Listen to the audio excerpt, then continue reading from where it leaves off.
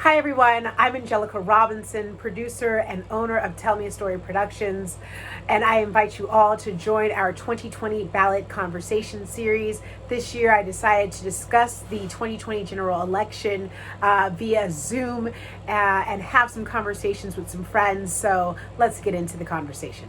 So we're just going to jump right on into it on what is on the ballot.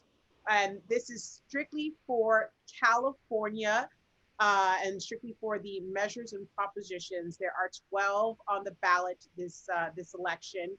Um, and we're just going to jump right into it. So let's start with 14. Do you guys have your sample ballots with you, or are you able to reference something? Hey, awesome, awesome. I do want to advise if you have your official ballot, do not post any pages of your official ballot if it's filled out online, because your ballot can get dismissed, disqualified, anything like that. It will it can get flagged and not counted if you post your official ballot online. Sample ballots, they're up for grabs. You can post those, you can put pictures, whatever, but do not post your official ballot online.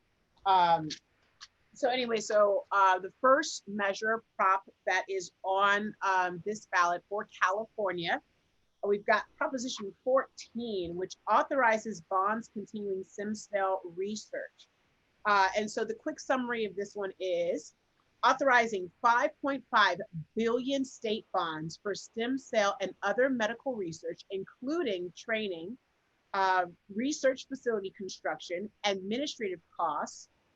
It dedicates $1.5 billion to brain-related diseases, that includes Alzheimer's, um, appropriates general fund monies for repayment, expands related programs.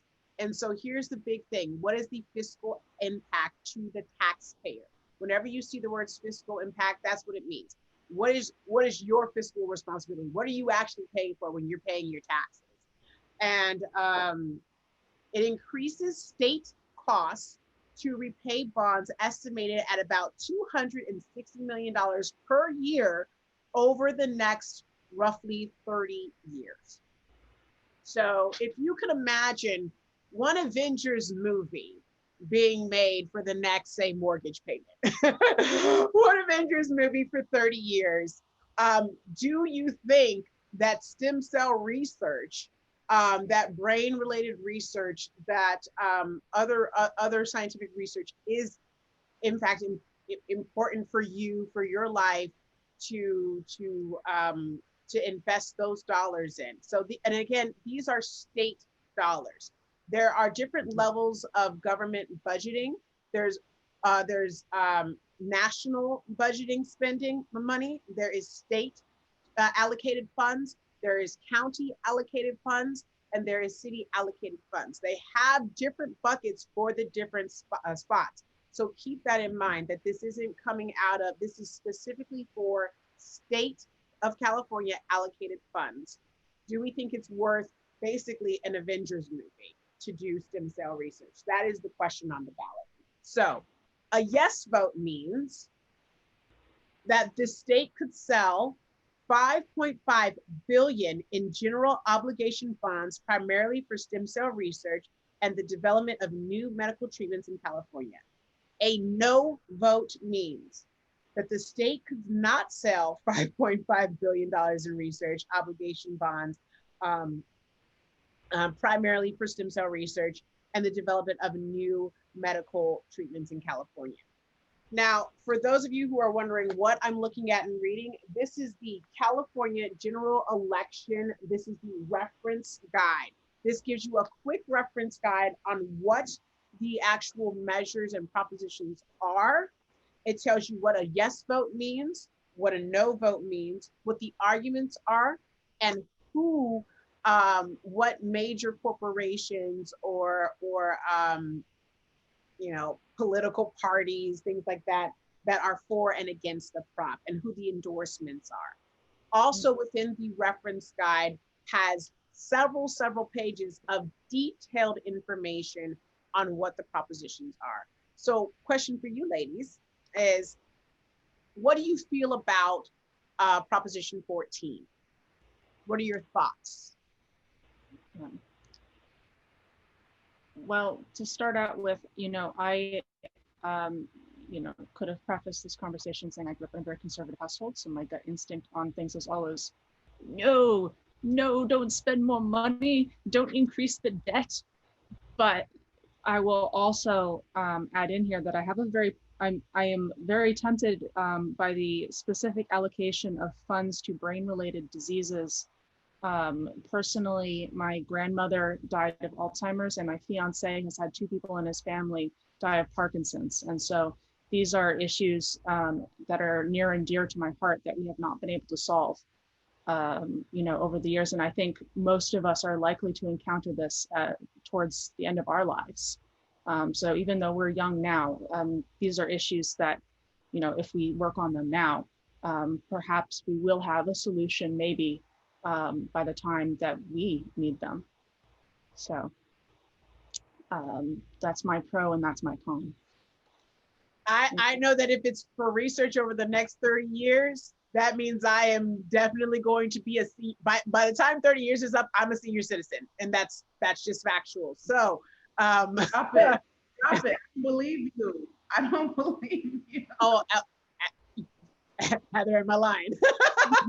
Not at all. I will definitely be a senior citizen. So for me, this is important simply because I actually have a brother who is a medical researcher who works directly in genetics and brain-related research. And so for me, I was like, hey, B, this directly affects you, your career. This directly affects the work that you're doing and the things that you find important.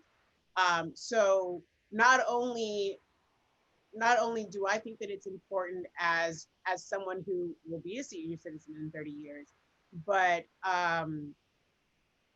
yeah, so that's just I don't want to sway you either way. I'm just saying it is important to me. And so that's where my thoughts are on Prop 14.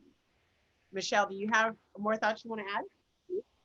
Absolutely. I, as somebody that has lost 2 relatives to Alzheimer's and family members who are currently presenting with the beginning forms of dementia, this is like something that hits home for me also.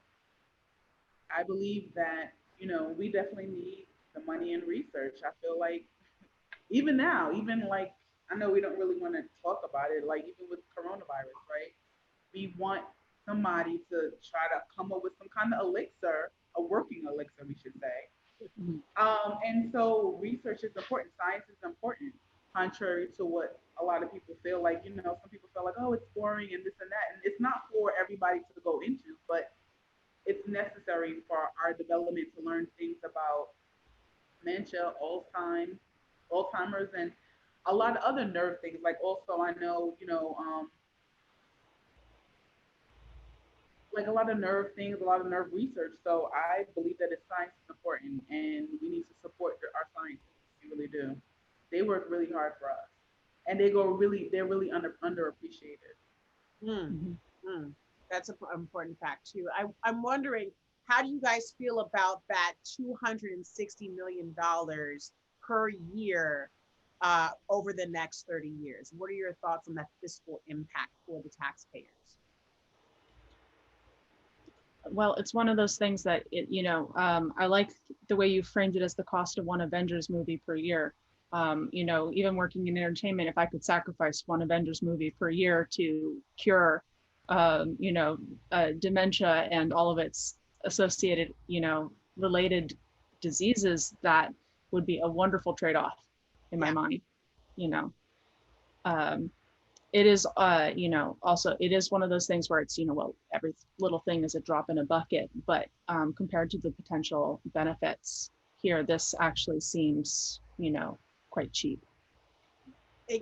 And that's actually one of the reasons why I really wanted to, because you read $260 million, that sounds like a lot of money. But for all of us who work in entertainment, we know that is literally the cost of an Avengers movie, like no joke. And so, and it's definitely less than what they're going to make at the box office if the theaters ever open back up again.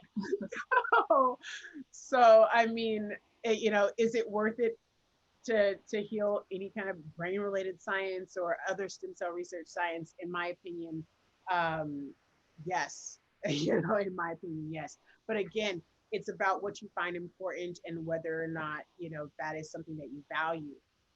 So you guys feel good to move on to 15? Oh yeah, for sure. Yeah, All for sure. right. And just to add to what you were saying, it may seem costly, from that vantage point, but think about how many people's lives they could actually impact and how many people have a better quality of life. That's priceless. Yeah. There really is no doubt about that. Yeah. Absolutely.